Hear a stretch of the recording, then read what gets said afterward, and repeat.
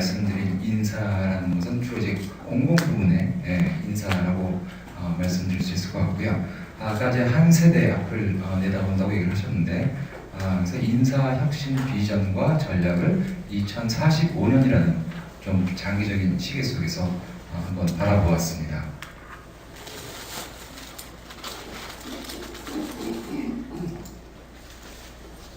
예, 오늘 말씀드린 내용은 전체적으로 이제 개요하고, 그다음에 그 2045년 시점에서 미래 환경 변화와 또 이런 미래 변화가 우리에게 인사 혁신과 관련된 시사점, 그다음에 이러한 시사점을 통해서 우리가 어떠한 미래 정부에 대한 그 비전과 목표를 가져야 될지, 그리고 어떤 인사 혁신의 방향성을 가져야 될지에 대한 그런 부분들, 그다음에 마지막으로 이런 비전을 달성하고 성취하기 위한 그런 실행 과제들에 대해서 말씀드리겠습니다.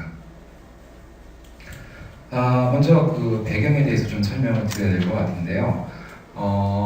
얼마 전 그 알파고 신드롬에서 우리가 목격했듯이 인공지능이라든가 로봇, 나노, 드론, 그다음에 여러 무인 자동화 기술은 우리의 미래 사회를 급속히 변화시킬 것으로 전망이 되고 있습니다. 여기에 더해서 기후 변화라든가 또는 자원 고갈 같은 인구 구조도 포함해서요. 이런 그 구조적이고 거시적인 미래 도전 과제들이 급증을 하고 있습니다.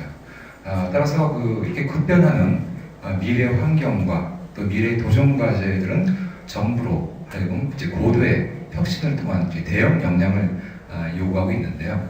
과연 우리 정부가 이러한 역량을 갖추고 있을까요? 사실 그 세상은 굉장히 빠르게 변해왔고 또 빠르게 변하고 있습니다. 그런데 이러한 변화 속에서 정부는 한 발짝이 아닌 몇 발짝 물러나 있는 그런 상황입니다. 사실 우리가 지금 사용하고 있는 정부라는 것은 250년 전에 만들어진 아주 낡은 시스템입니다. 250년 전에 정부가 처음 고안될 당시에는 그 당시의 최신 기술과 그런 세계관들이 반영된 아주 훌륭한 사회적 발명품이었습니다. 그러나 그 이후 지금까지 정부 구조에는 그 어떠한 근본적인 변화도 일어나지 않고 있습니다. 지난 250년 동안 과학기술은 급속히 발전을 했고 그 기술 변화에 따라 우리 사회도 급격히 변했고 우리의 가치관도 변해왔습니다. 그러나 이제 정부만큼 그리고 또 공직사회만큼은 이러한 변화로부터 몇 발짝 물러나 있는 게 아니라 상당히 많이 뒤떨어져 있다고 할 수 있겠죠. 이러한 배경에서 지금 그 인사혁신 전략을 이제 추진하려고 하는데요. 사실 과거에도 이런 정부 혁신과 관련된 여러 노력들이 있었습니다. 그런데 문제는 뭐였냐면은 이러한 정부 혁신의 노력들이 아주 가시적이었고 또 단기적이었기 때문에 이런 개혁의 성과가 국민들한테 느끼는 그런 체감이 굉장히 미미했다는 거죠. 그래서 이제 지금까지의 그 정부 혁신 추진 경과를 한번 되돌아보고 그리고 이를 반면 교사로 삼아서 향후 혁신 방향을 재선정할 필요가 있습니다.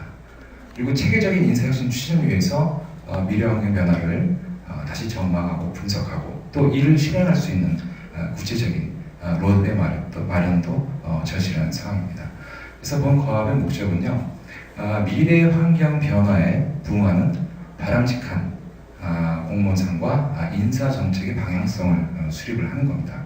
특히 2045년이라는 장기적인 그런 안목에서 미래 변화에 유연하게 대응할 수 있는 정부의 역할과 기능을 탐색을 해보고 그리고 미래를 대비할 수 있는 경쟁력 높은 정부에 필요한 공무원 인재상과 인사정책의 방향성을 정립하는 겁니다.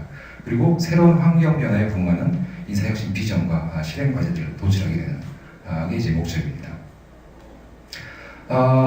현재 우리는 이 그림에서 보시는 바와 같이 고령화, 지구온난화, 그리고 기후변화와 기상이변에 따른 자연재해 증가, 환경오염, 그리고 저성장지구의 고착화, 실업률 증가, 그리고 공공부채 증가, 자율주행 차량, 드론, 인공지능, 로봇과 같은 무인 기술의 급속한 발전과 같은 그 거시적인 그런 환경 변화에 직면해 있습니다.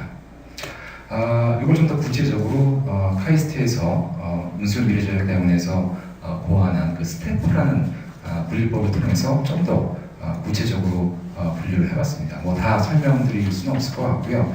이 중에서 몇 가지 중요한 포인트만 좀 말씀드리자면요.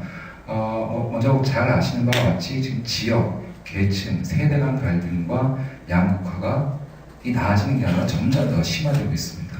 이런 양극화 심화로 인해서 그동안 우리 사회의 장점으로 받아들여졌던 사회적 격동성이 점차 떨어지고 있다는 점입니다. 그리고 이제 기술 관련해서는 아까 말씀드린 무인 자동화 기술도 있지만 이런 바이오, 나노, 유전자 융합 기술도 우리의 미래를 변화시키는 굉장히 중요한 포인트로 작용을 하고 있습니다. 특히 이러한 그 바이오, 나노, 유전자 기술들이 의료 기술과 융합이 되면서 우리는 이전에 경험해보지 못한 새로운 양극화를 경험해볼 수도 있다는 겁니다. 그러니까 돈이 많은 사람들은 이러한 의료 기술들을 더 적극적으로 활용을 해서 이건 단순히 소득의 격차가 아니라 정신적인, 신체적인 역량을 향상시키는 새로운 차원의 격차가 발생할 수 있다는 겁니다.